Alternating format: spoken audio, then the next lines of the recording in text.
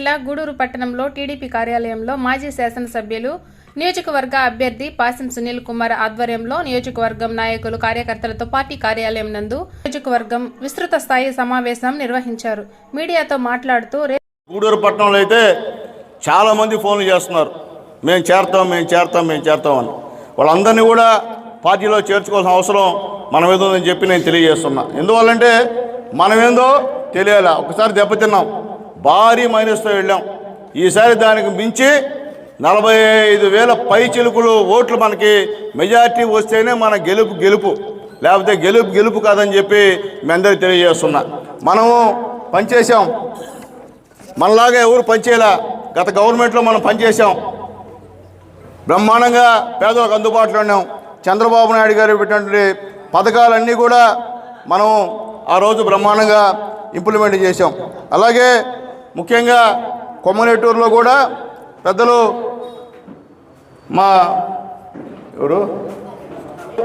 అలాగే సురేష్ రెడ్డి గారు, రత్నయ్య, కిష్టయ్య వీళ్ళు కూడా పెద్దలు జాయిన్ అయ్యారు. దాన్ని సహకరించినటువంటి మా నెల్లూరు సర్పంచ్ నాగేశ్వరరావు గారికి, మా తిప్పారపాడు మా నాయకులు, రైతు నాయకులు మా రాఘవరెడ్డి గారికి, రాధన్నకి మనస్ఫూర్తిగా ధన్యవాదాలు తెలియజేస్తున్నా.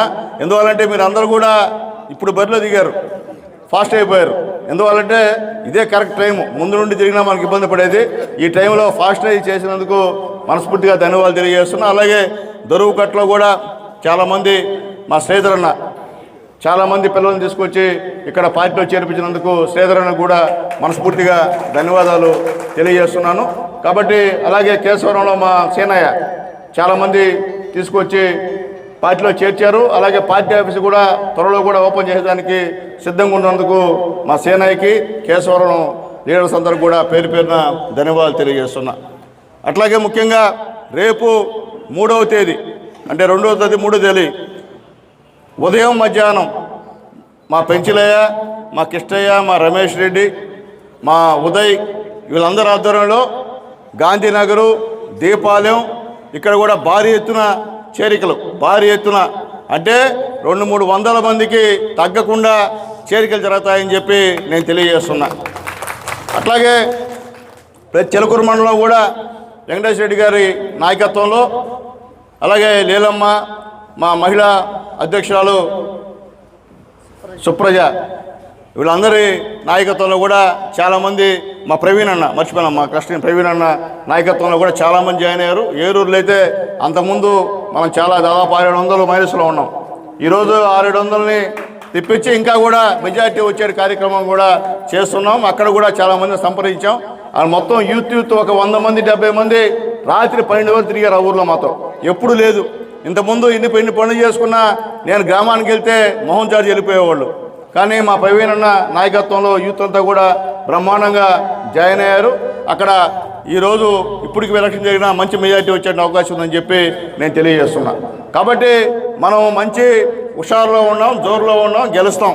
దాంట్లో రెండో మాట లేదు. చంద్రబాబు నాయుడు గారు, పవన్ కళ్యాణ్ గారు ఖచ్చితంగా ఈ రాష్ట్రంలో పవన్ కళ్యాణ్ గారి సహాయ సహకారాలతో చంద్రబాబు నాయుడు గారు ముఖ్యమంత్రి అవ్వడం ఖాయం అని చెప్పి తేలిపోయింది. నిన్న జరిగినటువంటి మీటింగు చరిత్ర. అదే జగన్మోహన్ రెడ్డి గారు పెడితే 30 నియోజకవర్గాలకు ఒక మీటింగ్ పెడతారు. మనం పెడితే ఆ పార్లమెంట్ పరిధిలోనే మీటింగ్ పెడతాం. దానికి ఇది తేడా. అది ఆ జనాలను చూసి ఈరోజు ఆ తాడేపల్లి ప్యాలెస్లో ఉన్నటువంటి జగన్మోహన్ రెడ్డి గారికి నిద్ర పట్టు ఉండదు. అలాగే ఆ వైసీపీ నాయకులకి, అలాగే వైసీపీ ఇన్ఛార్జీలకు కూడా దడ పుట్టేటువంటి పరిస్థితి ఆ సభ చూసి అని చెప్పి నేను తెలియజేస్తున్నా. మా శివ వీళ్ళందరి యొక్క నాయకత్వంలో రోజు కూడా కార్యక్రమాలు చేస్తూ వస్తున్నారు. కాబట్టి మీ గ్రామంలో, మీ వార్డుల్లో మీరు కూడా డోర్ తిరిగి ఖచ్చితంగా ఈసారి తెలుగుదేశం పార్టీకి ఓటేయమని చెప్పి మీరు అందరూ కూడా అడగాల్సిన అవసరం అని చెప్పి నేను తెలియజేస్తున్నా. ఇక మాత్రం ఏమాత్రం నిర్లక్ష్యం చేస్తే మళ్ళీ మనం ఇబ్బంది పడతాం. నిర్లక్ష్యం చేయకండి. రాబోయేది, ముందుండేది మన తెలుగుదేశం పార్టీ రాజ్యం. కాబట్టి మీరందరూ కూడా మళ్ళీ నందమూరి తారక రామారావు రాజ్యం కావాలంటే మీరందరూ కష్టపడి పవన్ కళ్యాణ్, చంద్రబాబు నాయుడు నాయకత్వాన్ని మీరందరూ కూడా బలపరచమని చెప్పి మీ అందరికీ రిక్వెస్ట్ చేస్తూ, ఎక్కడ జరిగినా నేను చెప్పేది ఒకటే, ఏ టీఎం గడి దగ్గర కూర్చున్నా, ఏ రస దగ్గర కూర్చున్నా డిస్కషన్ జరగాల. ఈ ఊర్లో ఎవరి హయాంలో ఈ సిమెంట్ రోడ్లు వేశారు, ఈ ఊర్లో ఎవరి హయాంలో ఈ కాలువలు కట్టారు, ఈ ఊర్లో ఎవరి హయాంలో ఈ అంగన్వాడీ భవనం కట్టారు, ఈ ఊర్లో ఎవరి హయాంలో ఈ తుఫాన్ షెల్టర్ కట్టారు, ఈ ఊర్లో ఎవరి హయాంలో ఈ ఎల్ఈడి లైట్లు వేశారు అనేది కూడా మీరు చెప్పాల్సిన పరిస్థితి ఉంది. అలాగే ఈ ఊర్లో ఈ చెరువును చేసింది ఎవరు అవి కూడా చెప్పాలి, డిస్కస్ చేయాలా. ఎందుకంటే మనం చేసాం, మన ధైర్యం ఉంది, మన దమ్ముంది, ధైర్యం ఉంది, చేశాం కాబట్టి జనాలతో మనం మాట్లాడాల్సిన అవసరం ఉందని చెప్పి నేను తెలియజేస్తున్నా. ఎవరైనా ఒప్పుకోవాల్సిందే, మనల్ని ఎవరు కూడా నువ్వు పని చేయలేదని అడిగే సమస్య లేదు. మనల్ని ఏదన్నా ఊరికి పని చేసామంటే మనమే చేసాం. ఈరోజు పాపం జనాలకి అర్థం కాకుండా నేను జరుగుతుంటే ఏమయ్యా మాకు లైట్లు కట్టలేదు, ఏదైనా మాకు డ్రైన్ కట్టలేదు అని అడుగుతాను. మేము చేద్దామమ్మా, గెలిచిన ఎమ్మెల్యేని కాదమ్మా, నేను ఓడిపోయిన ఎమ్మెల్యేనమ్మా, అయినా వస్తున్నాను తెల్లారా, ఈసారి ఖచ్చితంగా చేస్తానంటే కరెక్టేనైనా కనిపించే వాళ్ళకి అడుగుతాం. మేము కనిపించడం ఏం అడుగుతాము, అడ్రస్ లేడు వచ్చినప్పుడు నుండి ఎవరు అడగాలి మేమని చెప్పి వాపోతున్నటువంటి కార్యక్రమం ఈరోజు ప్రతి గ్రామంలో తిరుగుతూ ఉంటాయి. కాబట్టి నేను చెప్పేది ఒకటే, తెలుగుదేశం పార్టీ ఒక క్రమశిక్షణటువంటి పార్టీ. తెలుగుదేశం పార్టీ నాయకుడు అంటే క్రమశిక్షణగా ఉంటాడు. తెలుగుదేశం పార్టీ లీడర్ అంటే ఏ గ్రామం పోయినా ఏ వార్డులో పోయినా మనం అంటే ఒక ప్రత్యేకత ఉంది. ఎందువల్లంటే మన నాయకుడు మన వెనకాల ఉన్నాడు. మన నాయకుడు మచ్చలేని మనిషి, ఎక్కడ కూడా అవినీతికి చేసేదానికి ఎక్కడ కూడా ఆస్కారం ఇవ్వని మహానాయకుడు చంద్రబాబు నాయుడు గారు. అలాంటి ఆయన్నే కావాలని జైల్లో పెట్టిన పరిస్థితి కూడా మీ అందరికీ తెలుసు. జగన్మోహన్ గారు కళ్ళగాన్నారు, చంద్రబాబు నాయుడు గారు లోపల రారేమో, ఇంకా బయట రారేమో, ఇంకా మొత్తం నేను దున్నేద్దాము, రౌడీజాలు చేద్దాము, కొడదాము, తప్పుడు కేసులు పెడదాము అని ఆయన కళ్ళకన్నాడు. ఆ కళ్ళలో చేస్తూ ఆ భగవంతుడు ఒక అన్నాడు. అంబేద్కర్ గారు రాసిన ఒక రాజ్యాంగం ఒకటి ఉంది, దాని ప్రకారం మన నాయకుడు బయటకు వచ్చిన విషయాన్ని కూడా ఒకసారి తెలియజేస్తున్నాం. ఈ కేసులన్నీ కూడా నిలిచే సమస్య లేదు. జగన్మోహన్ కేసులు అయితే ఇంకా ఒక్కసారి పడిందంటే ఇంకా లోపల అంతే, బయటకు వచ్చే సమస్య లేదు. మన నాయకుల్లాగా బయటకు వచ్చే పరిస్థితి లేదు.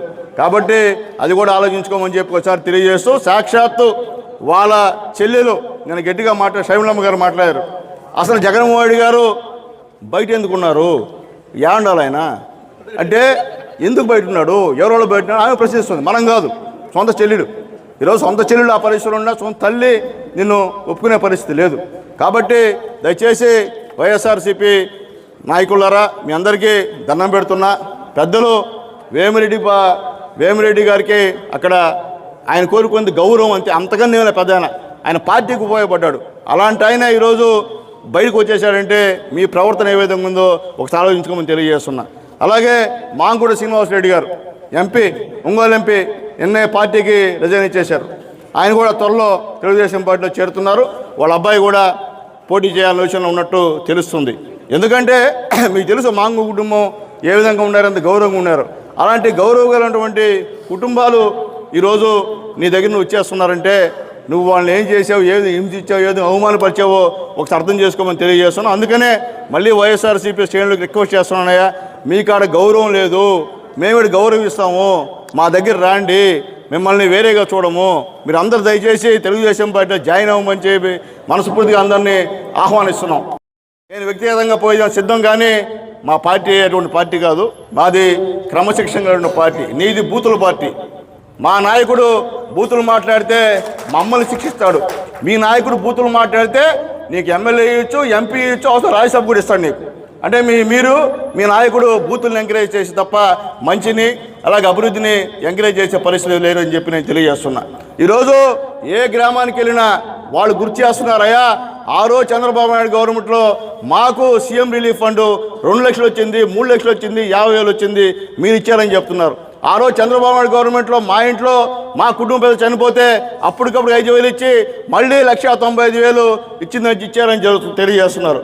మొన్నటికి వాకాడులో తిరుమూరు గ్రామంలో చంద్రబాబు నాయుడు గారు అరెస్టును చూసి చనిపోయినటువంటి ఒక వ్యక్తికి నిన్న 3 లక్షల రూపాయలు వాళ్ళ అకౌంట్లో వేసిన విషయాన్ని కూడా ఒకసారి నేను గుర్తు చేస్తున్నా. అలాగే తెలుగుదేశం పార్టీ కార్యకర్తకి ఏదైనా ఇబ్బంది జరిగితే తెలుగుదేశం పార్టీ ఆదుకుంటుందని తెలియజేస్తున్నా.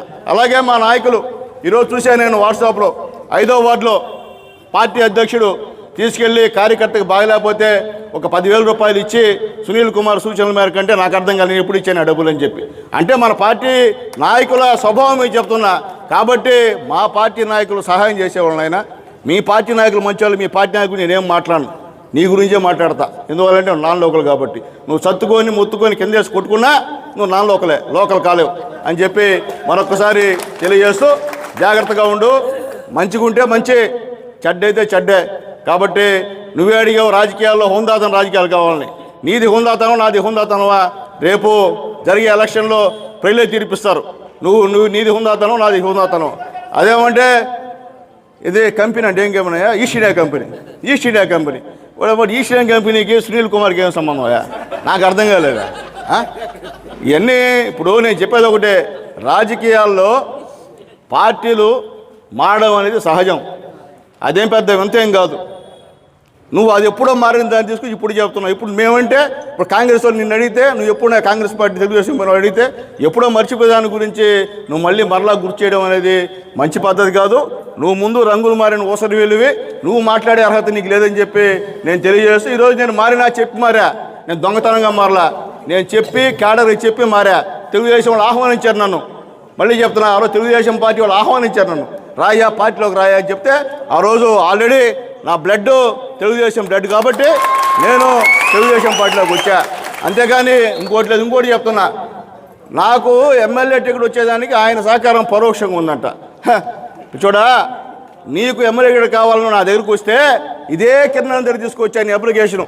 ఈ సునీల్ కుమార్ నీ అప్లికేషన్ తీసుకొచ్చి కిరణ్ అన్నప్పుడు మన లీడర్ ఇక్కడ కిరణానికి ఇచ్చి, అన్నా ఈ అబ్బాయి మా యూనివర్సిటీలో మా సీనియర్ అన్నా, ఈయన గూడూరు టికెట్ కావాలంటానని కిరణ్ దగ్గర వచ్చిన సందర్భం కూడా ఒకసారి ఆ అబ్బాయికి గుర్తు చేస్తున్నా. కాబట్టి నువ్వు నాకు ఇప్పించావా? నువ్వు ఎవరో జడ్పీడీసీ కన్నా నువ్వు అవ్వకముందే నేను మున్సిపల్ చైర్మన్ అని చెప్పి మళ్ళీ నేను తెలియజేస్తాను ఒకసారి నీకు.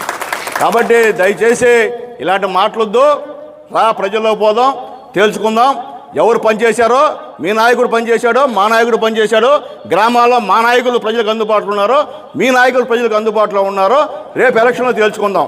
అంతేగాని ఇలాంటి మాటలు మాట్లాడితే ఎవరు కూడా ఊరుకునే సమస్య లేదని చెప్పి మరొకసారి తెలియజేస్తూ, దయచేసి అందరికీ తెలియజేస్తున్నాయా, కడపత్రాలు వచ్చున్నాయి.